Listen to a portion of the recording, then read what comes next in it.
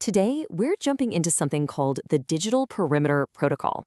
It's a system, a really powerful one, that's all about helping us take back what is arguably our most valuable asset, our own mind. Now let that sink in for a second. This statement is pretty much the foundation for this whole idea. It's saying that our relationship with technology, it's not neutral. Every scroll, every follow, every little notification, it's all actively programming us, shaping what we think and what we want. And a lot of the time, we don't even notice it's happening. So, what does it actually feel like to have a programmed mind? Well, it's that nagging feeling that you're not really in the driver's seat of your own day. You pick up your phone just to check the weather, and then you look up and an hour has vanished into a sea of random videos, and you're left wondering, wait, where did my morning go? That's the problem of the hijacked mind. And this right here, this puts a name to that feeling so many of us have, a state of quiet panic. It's that low-level hum of anxiety that's just always on. It comes from being constantly plugged into this endless river of information. The source argues this is a direct result of a dopamine loop we never asked for, one that just keeps us scrolling and coming back for more, even when it leaves us feeling totally drained and scattered. But here's the good news. The source material doesn't just point out the problem, it gives us a clear, actionable battle plan to fight back. And that plan is the Digital Perimeter Protocol, a strategy designed to build a defensive wall around your attention and, reclaim your own mental space. And I really want you to notice the language here, ruthless. This isn't about some gentle suggestions or little life hacks. The protocol is designed to be a decisive, no-holds-barred purge of all the digital junk that's draining our energy and hijacking our focus. It's about taking back control. Okay, so let's get into the nitty-gritty. The very first actionable step is called the ruthless purge. And it all starts with something simple, but honestly pretty profound. Taking a hard, honest look at every single thing you allow into your mind. The process itself is surprisingly straightforward. First, you just open your following list on whatever social media app you use most. No judgment, you're just looking. Step 2 is about facing the data, really seeing, for the first time, who and what you've given access to your brain. And then step 3, this is where the action happens. You purge the scorpions. Which, of course, brings us to the most important question. This is a critical term for this whole idea. What in the world is a scorpion in your feed? And this definition is just brilliant. A scorpion is any account you follow that gives you nothing useful. It doesn't give you a tool to build with or a lesson to learn from. Its only purpose is to sting your focus, to distract you. It's like that old fable about the scorpion and the frog. It stings you because that's just what it does. It's its nature. So how do you spot them? You look for the emotional reaction they cause. Think about that fitness influencer whose perfect posts always make you feel kind of bad about yourself. That's a scorpion triggering envy.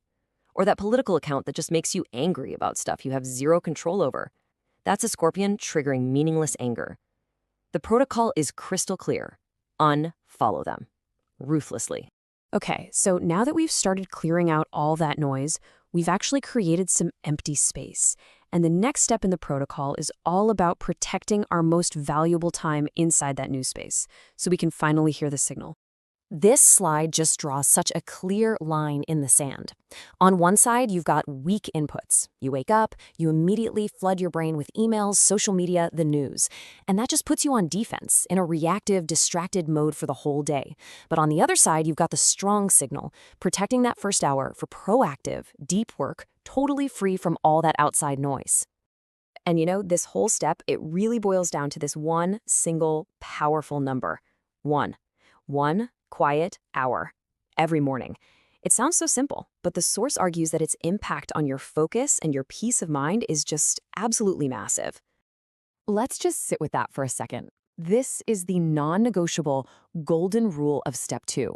For that first hour, you have to act like the internet just doesn't exist. No email, no news feeds, no social media, period. That time belongs to you and you alone, for your most important work, for your own thoughts, for your own goals. So you've purged the noise, you've protected your morning, but what about the rest of the day? Well, that brings us to the third and final step of the protocol. It's called the mission rule, and it's all about how you interact with your devices with total, absolute intention. This quote really gets to the core of the whole philosophy here.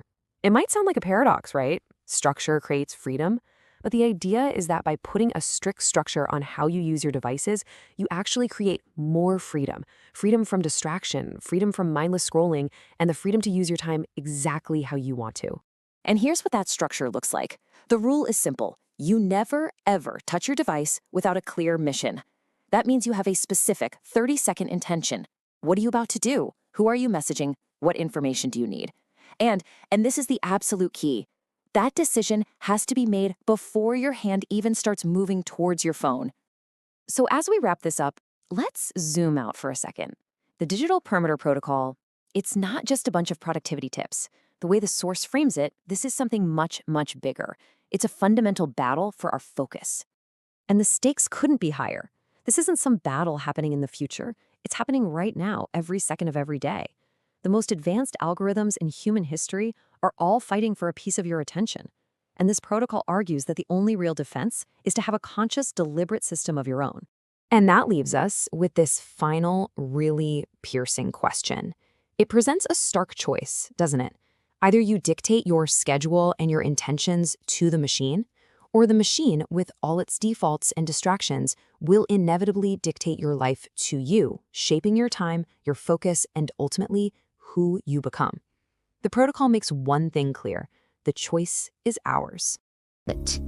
If you enjoyed this video, please give it a like, and don't forget to subscribe and hit the notification bell.